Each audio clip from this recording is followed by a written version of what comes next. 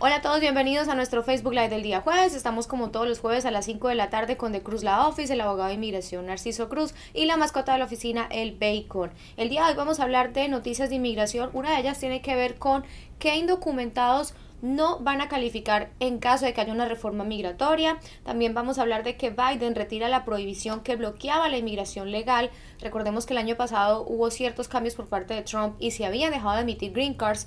Y también vamos a hablar de que la administración de Biden abre la vía para que familias que fueron separadas se reúnen nuevamente con sus familiares aquí en suelo estadounidense. También vamos a responder preguntas al final de este programa, así que empiecen a comentar desde ahora sus preguntas. No se desconecten que ya venimos.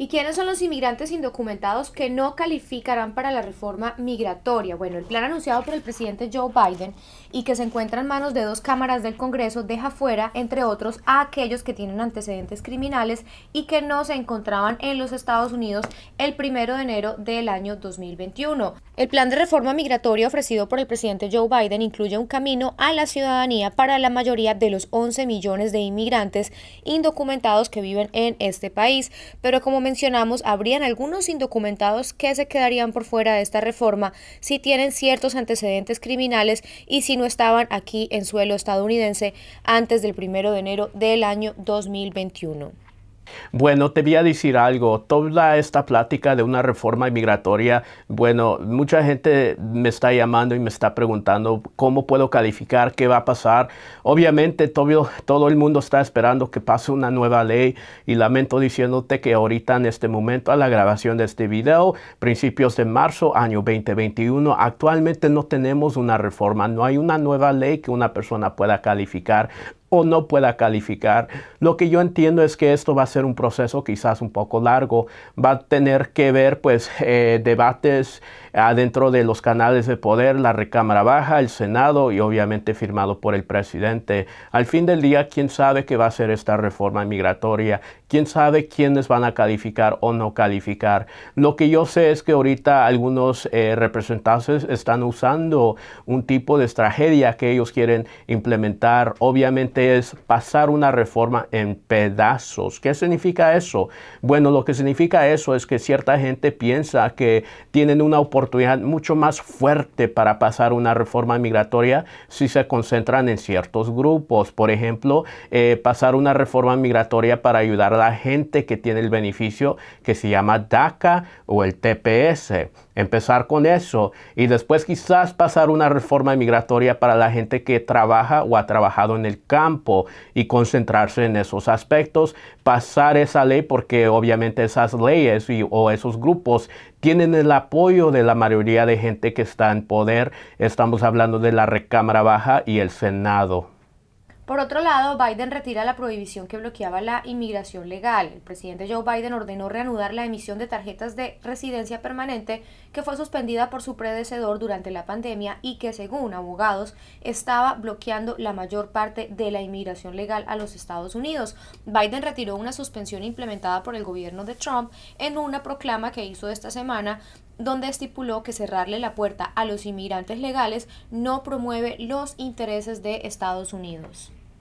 Bueno, lo que significa esto, amigos, es que estamos abriendo las puertas nuevamente para el resto del mundo, incluyendo familiares de ciertos grupos.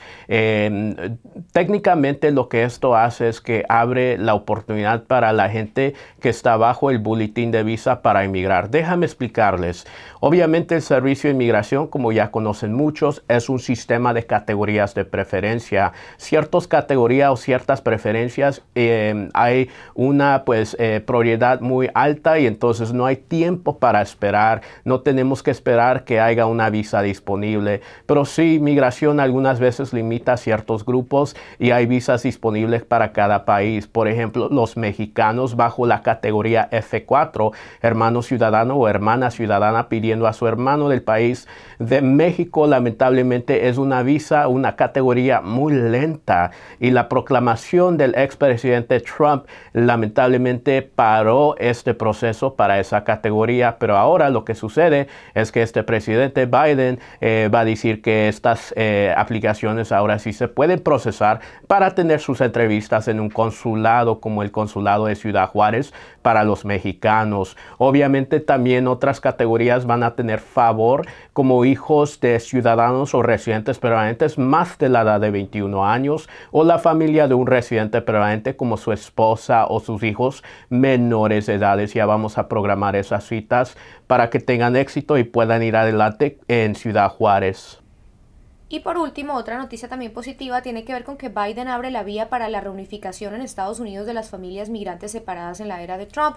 El Departamento de Seguridad Nacional sostiene que está trabajando contrarreloj para reemplazar la crueldad del gobierno anterior. El secretario de Seguridad Nacional de Estados Unidos, Alejandro Mayorkas, ha acusado a la administración de Donald Trump de desmantelar el sistema de inmigración.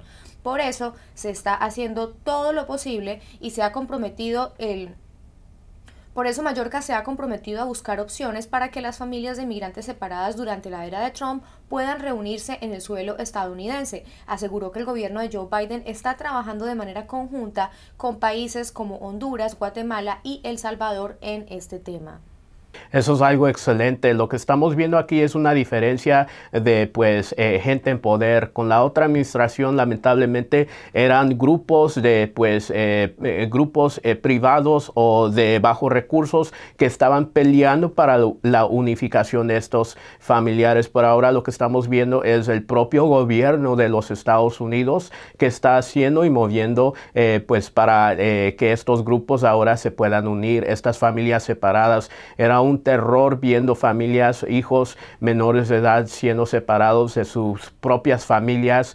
Lo más feo que puedes hacerle a una mamá es quitarle sus hijos. Yo pienso que eso es un golpe muy fuerte, pero ahora el gobierno le está dando oportunidad, obviamente, para que ellos se puedan unir nuevamente adentro de los Estados Unidos. Es por decir, traer a los familiares adentro, dejarlos entrar a este país, o alternativamente que se puedan unir en sus países de origen. Eso es algo excelente y es el cambio de política y el cambio de respeto humano que una administración quizás tenga, y es una diferencia muy grande en mi opinión. ¿Por qué? Porque estamos hablando de seres humanos, no estamos hablando de indocumentados o de gente que tienen menos valor o un ciudadano de un mundo tercero. Estamos hablando de seres humanos, familias, padres, hijos. Es algo que para mí es excelente.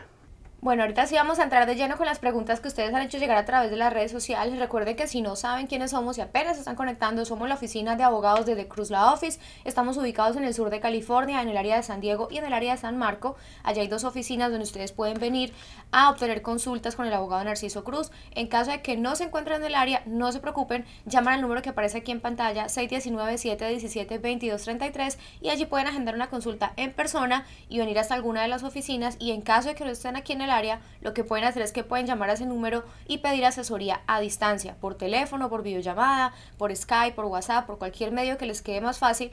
Allí en ese teléfono les dan información de cómo acceder a este servicio. Vamos con la primera pregunta de Rosy Hernández. Rosy Hernández dice: hola, mi pregunta es, si me caso con un residente o ciudadano, ¿cuánto tengo que esperar en mi país para mi residencia?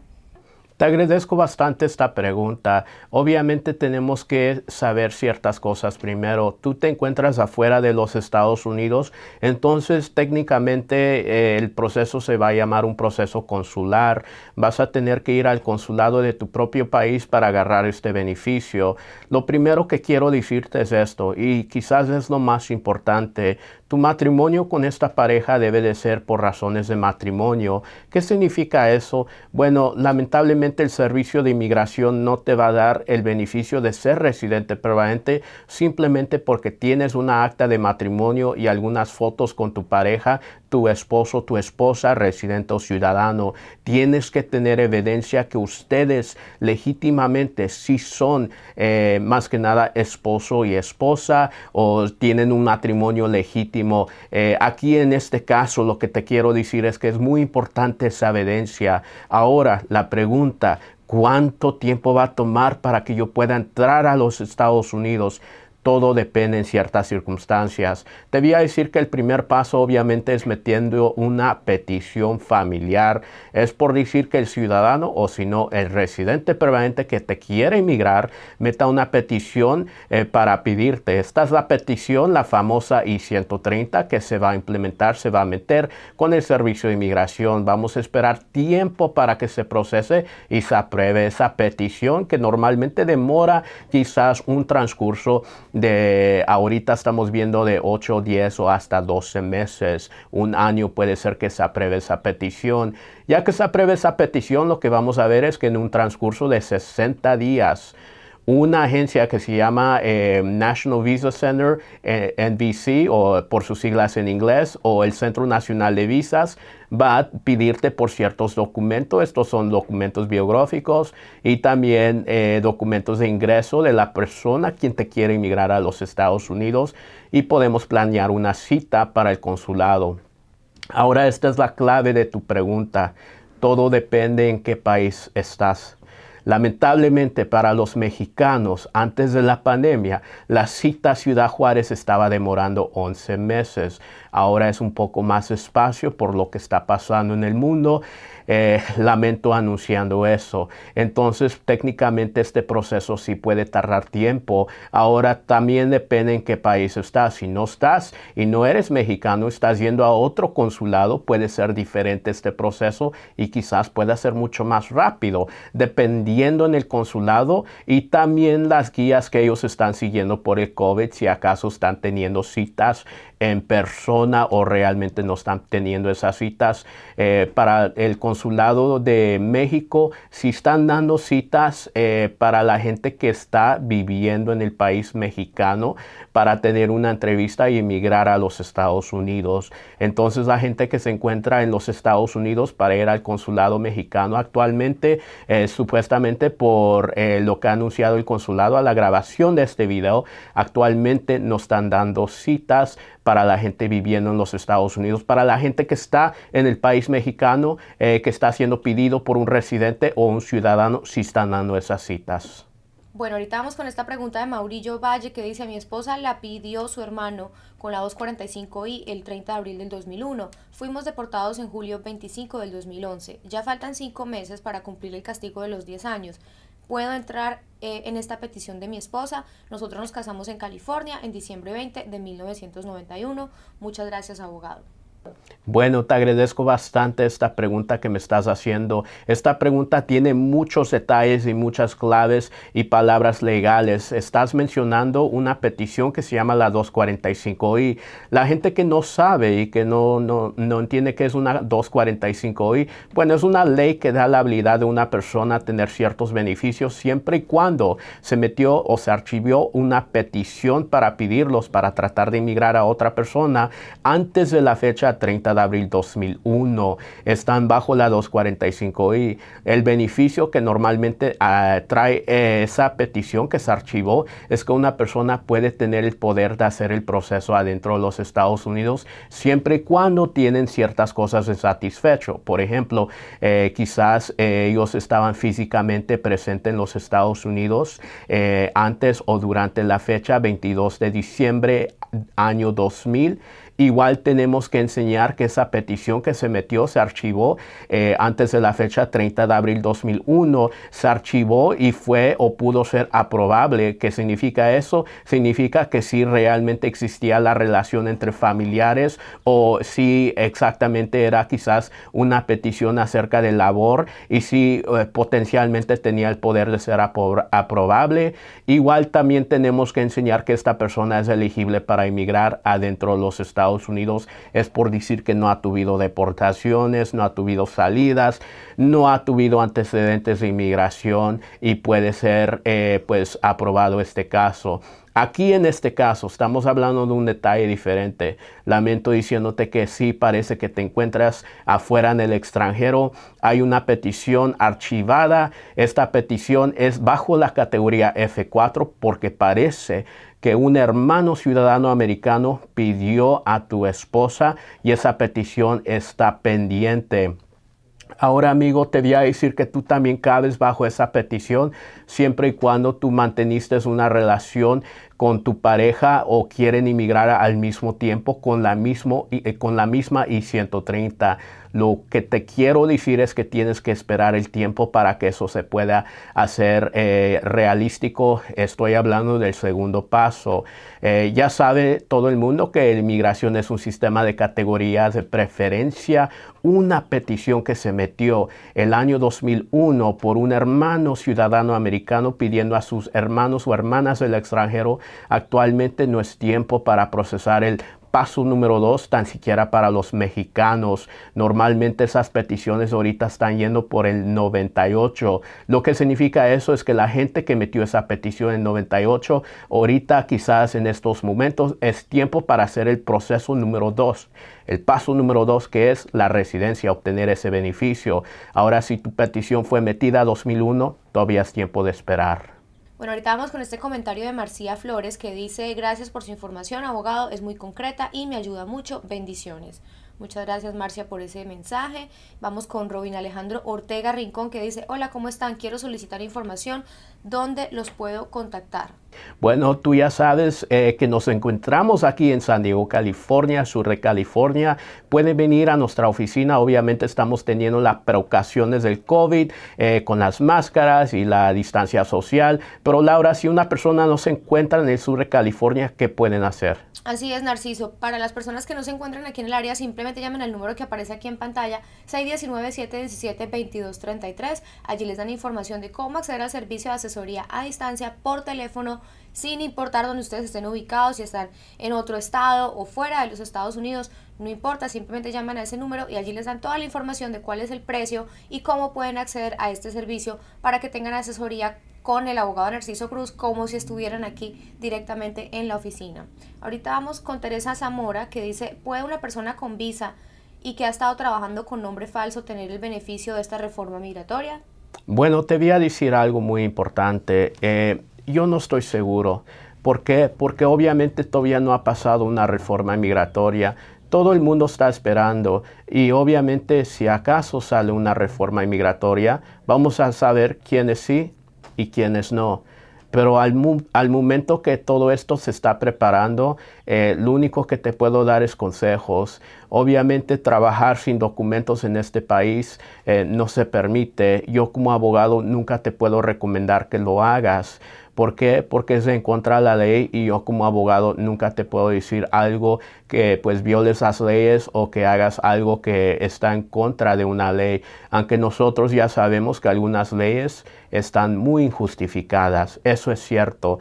Obviamente en el mundo, en la historia de los Estados Unidos, han visto varias leyes. Las leyes de esclavitud, que no tenían derecho las mujeres para votar, que la segregación de las razas existía. Pero obviamente lo que te digo ahorita es que en este momento, ahorita la ley no te permite trabajar en los Estados Unidos si no tienes derecho a trabajar. Y yo no te puedo decir algo al contrario. Puedo opinar que esa ley está muy injustificada y todos necesitamos que trabajar y quizás tenemos el derecho de darle, pues, mantener a nuestras familias.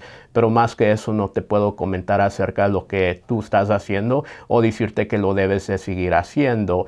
Lo que sí te puedo decir es que ahorita todo el mundo espera, tenemos una esperanza, pero obviamente tenemos que esperar que eso se haga realístico. Ahorita vamos con un comentario, una pregunta de María Manzanares que dice: ¿dónde vives? Yo vivo en Los Ángeles, California. ¿Tú puedes llevar estos casos aquí en esta área?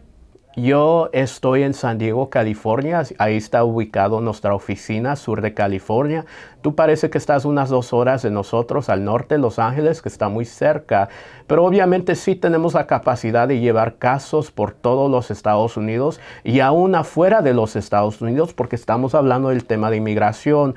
Obviamente esta manera de llevar estos casos no es para todo el mundo. Lo que quiero decir es esto. Nosotros nos encontramos en San Diego, California, y tenemos la habilidad de hacer todo virtualmente por computadoras, por FaceTime, por quizás email, correo electrónico, mensajes de texto, WhatsApp. Pero algunas veces gente ocupa un abogado en persona. No es todas las veces, pero muchas veces uno se siente un poco más confortable. Y yo no soy alguien que te diga que te avientes para agarrar un abogado lejos. Quizás sí puedas y sí podemos, y me gustaría bastante trabajar contigo, pero algunas veces es necesario tener el contacto cara a cara. Todo depende en el caso y realmente depende en cómo tú te sientas cómoda. Esta es la recomendación que yo te voy a dar. Vete con un abogado que te da confianza, un abogado que sí sabe lo que hace y un abogado que obviamente piensas que sí te va a poder ayudar. Esa es la recomendación que yo te doy al fin del día. Ahorita vamos con Ernestina Pérez, que dice: hola, buenos días, una pregunta, abogado. Tengo un hijo que entró aquí de 15 años, estudió el high school, pero lo sacaron en el 2010 y no quiere regresar al menos que sea legalmente. ¿Habrá alguna forma de que pueda regresar? Te agradezco bastante esta información que me estás dando.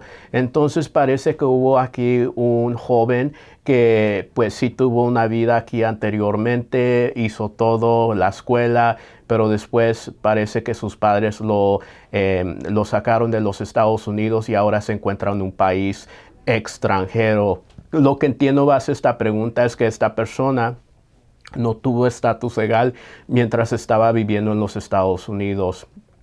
Te puedo decir que generalmente, lamentablemente, no hay un derecho de regresar a los Estados Unidos. Todo el tiempo que has acumulado o que ha acumulado una persona aquí mientras estaba viviendo en los Estados Unidos, normalmente no cuenta para poder regresar o hacer una petición que te regresen aquí en este país. Es algo triste, pero es algo que es cierto. Ahora la pregunta, una manera de regresar a este joven legalmente, me gustaría consultar contigo, porque obviamente siempre quizás pueda haber que hay una manera. Tenemos que ver si hay una posibilidad de inmigrarlo a través de un familiar. Podemos ver si acaso existe una ley humanitaria para dejar que él pueda regresar a este país. Quizás fue víctima de un crimen aquí en los Estados Unidos. Quizás pueda haber otro tipo de caso que este joven pueda abrir para regresar a los Estados Unidos. Ahorita vamos con un mensaje de Juana Lacén. Que dice: gracias Laura y Narciso por mantenernos informados. Muchas gracias a ti, Juana, siempre por estar súper conectada a nuestro canal. Y vamos con Gabriela Cos, que dice: buenos días, me crucé la frontera y me agarraron y me tomaron la huella el mismo día y me deportaron a México otra vez. Volví a entrar por la frontera sin papeles. ¿Cómo puedo arreglar mi estatus dentro de Estados Unidos si mi esposa es americana? Bueno, te agradezco bastante estos detalles. Tengo este tipo de consulta varias veces. Ahora, ¿qué se trata esta consulta? Se trata de una persona viviendo aquí en los Estados Unidos que es indocumentado. Nos dice que ahora tiene un matrimonio con una ciudadana americana, o alternativamente puede ser una persona que tenga residencia y quiere ser parte de los Estados Unidos como residente permanente. El premio de la Green Card, el premio que todos queremos como inmigrantes. Obviamente todo depende, porque me dijiste que te agarraron una vez cuando intentaste entrar indocumentadamente. Te agarraron, te tomaron huellas y te regresaron a tu país. Me dijiste una palabra muy interesante, una deportación que sufriste. Bueno, te quiero platicar de eso porque no estoy seguro si realmente sufriste una deportación. Algunas veces el Servicio de Inmigración no le da deportación a la gente, le da una salida voluntaria. Eso es cierto específicamente para la gente que intenta de entrar indocumentadamente del país mexicano, donde ellos son también mexicanos. Obviamente no es cierto para cierta gente que quizás viene de lejos, como otros países de Centroamérica, como El Salvador, Guatemala, Honduras. Lamentablemente esa gente sí sufre una deportación si acaso muchas veces intentan entrar ilegalmente y los agarran, les dan una deportación hasta su país de origen. Obviamente aquí la única manera de saber si realmente sufriste una deportación o quizás esto fue una salida voluntaria es agarrar tu expediente directamente con el Servicio de Inmigración, la patrulla de aduana, y investigar ese asunto, ese contacto que tuviste con inmigración, porque al fin del día no sabemos si realmente vas a calificar para este beneficio. Lo que yo te sugiero que hagas es que investigues ese tema.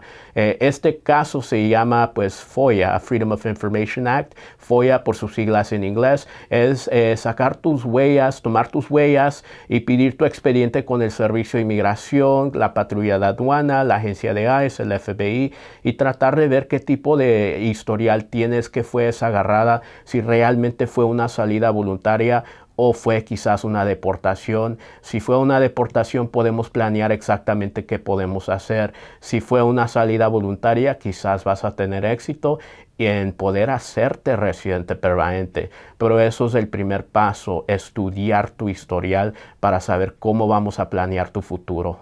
Ahorita vamos con Yanori Funes, que dice: abogado, buenas noches, me encuentro en Matamoros, no estoy en el programa de MPP, soy de Honduras y quiero pedir asilo en Estados Unidos, ¿podría asesorarme? Te agradezco bastante esta pregunta.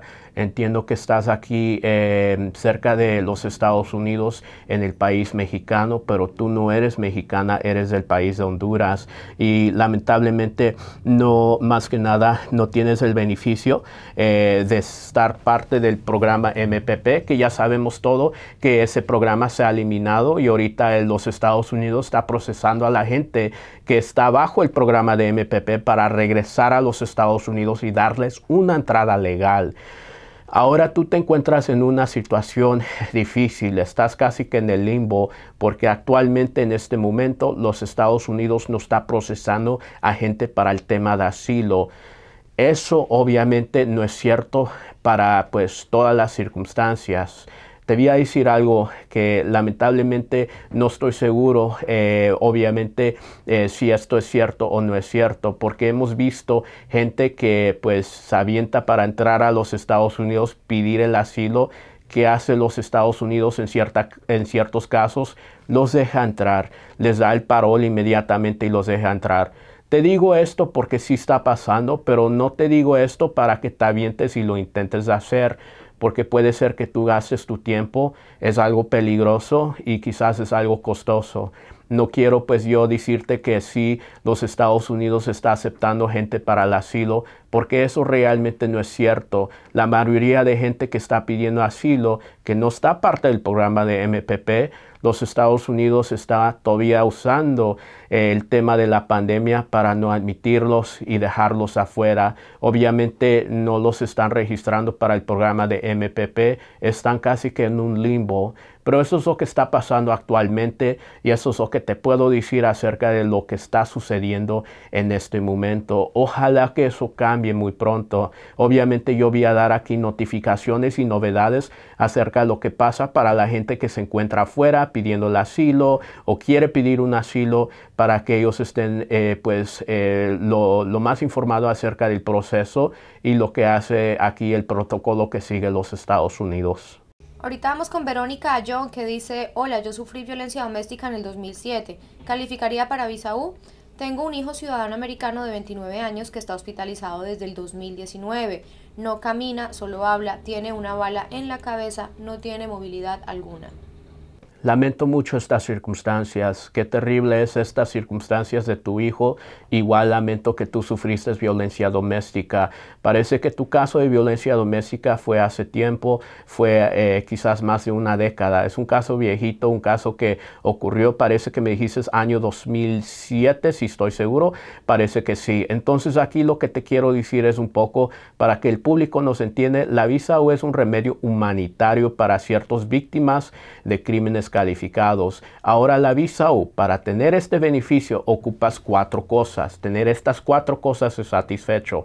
Número 1, ser un víctima de un crimen calificado. Número 2, ayudar a la policía, a los investigadores a traer al delincuente, al acusado a la justicia. Número 3, sufrir como víctima de este crimen. Y número 4, obviamente, es nunca negarte a ayudar a la policía, a los investigadores, el fiscal o la corte, siempre y cuando piden por tu ayuda para procesar cargos contra el delincuente, el acusado o la persona que cometió este crimen calificado.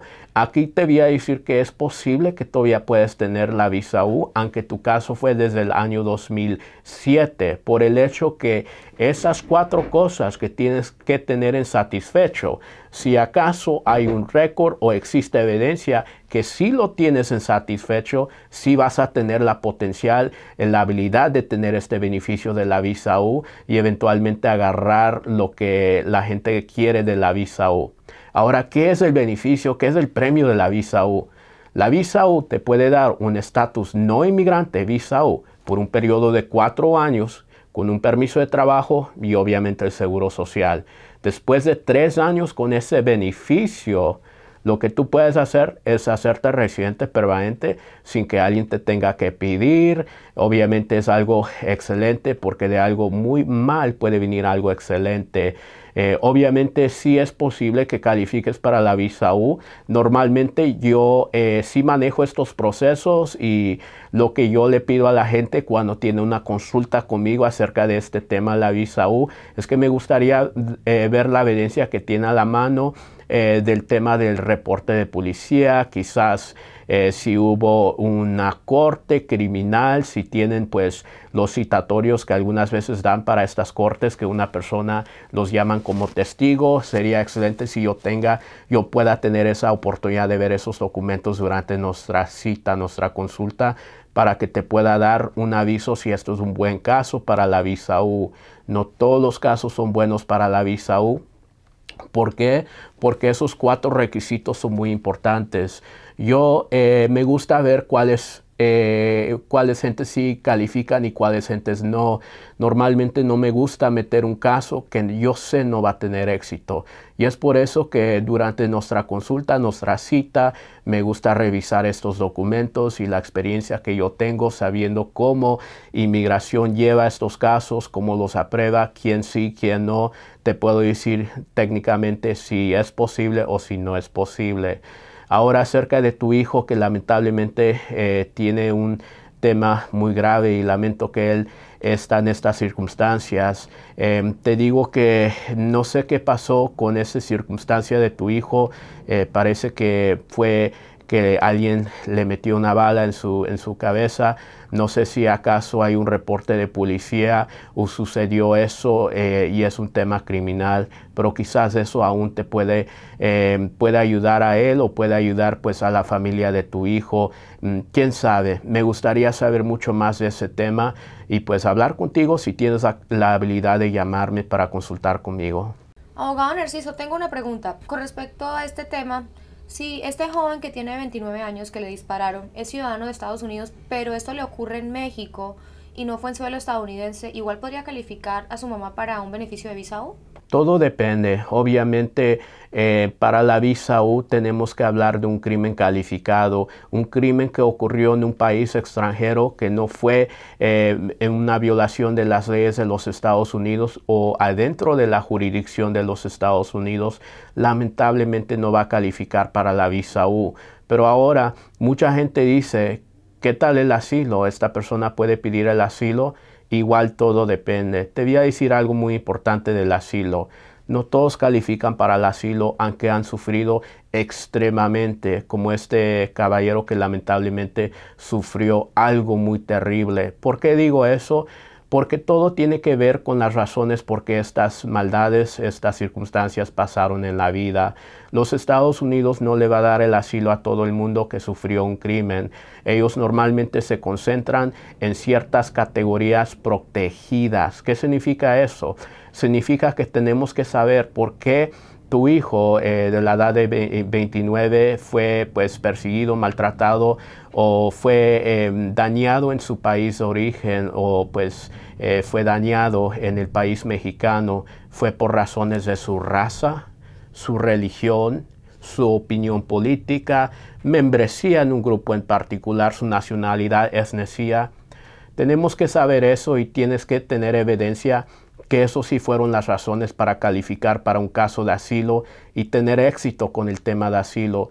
porque por el hecho que hubo una delincuencia o hay delincuencia en tu país de origen y la delincuencia quería pues la plata, el dinero, no es suficiente para ganar el asilo, porque eso no es una categoría protegida base las leyes de los Estados Unidos relacionado al tema de asilo.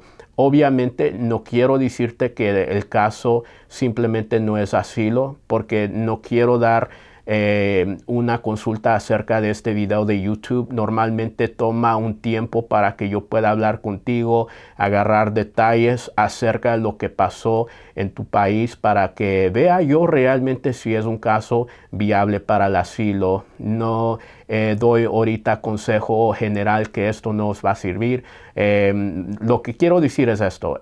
Obviamente estos casos algunas veces se ven como que no se pueden, pero algunas veces sí.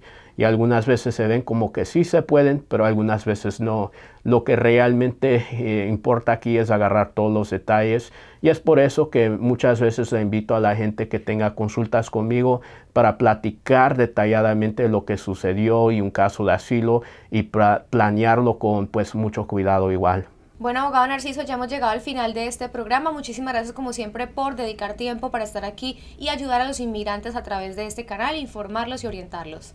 Listo, pues amigos, les agradezco que nos vean ahorita. No estábamos en YouTube por un tiempecito porque tenemos una pausa para ver unos asuntos, pero ya estamos de regreso. Vamos a hacer videos tan siquiera una vez a la semana. Igual tenemos un TikTok. Laura, ¿cuál es ese TikTok? Así es, tenemos el TikTok Abogado Cruz. Aquí abajo les dejamos el nombre para que nos sigan y puedan ver otro formato de video, otro tipo de información allí. Claro que sí, amigos. Entonces nos vemos hasta la próxima y les deseo un excelente día. Que estén muy bien, feliz tarde, bye. Los Estados Unidos, un país construido por inmigrantes, hogar de más de 300 millones de personas, de los cuales por lo menos 11 millones son indocumentados. Cada uno está luchando, trabajando, estudiando, atendiendo compromisos familiares y personales, tratando de construir una vida aquí. A veces es difícil atender citas porque no tienes con quién dejar a tus hijos, no cuentas con una licencia de conducción o tienes miedo de ir a ciertos lugares y poner en riesgo tu situación migratoria. Pensando en todo eso y para hacerte la vida más fácil, The Cruz Law Office te ofrece la posibilidad de tener una consulta desde cualquier lugar a través de nuestro servicio de asesoría legal por videollamada. Hola, yo soy Narciso, el abogado de temas de inmigración. Como si estuvieras sentado en nuestra oficina y sin moverte de tu casa, podrás interactuar directamente con el abogado Narciso Cruz y obtener su ayuda legal. Que las excusas no se conviertan en un obstáculo para alcanzar tus sueños. Hacer una cita con el abogado Narciso Cruz y tener una asesoría personalizada nunca había sido más fácil.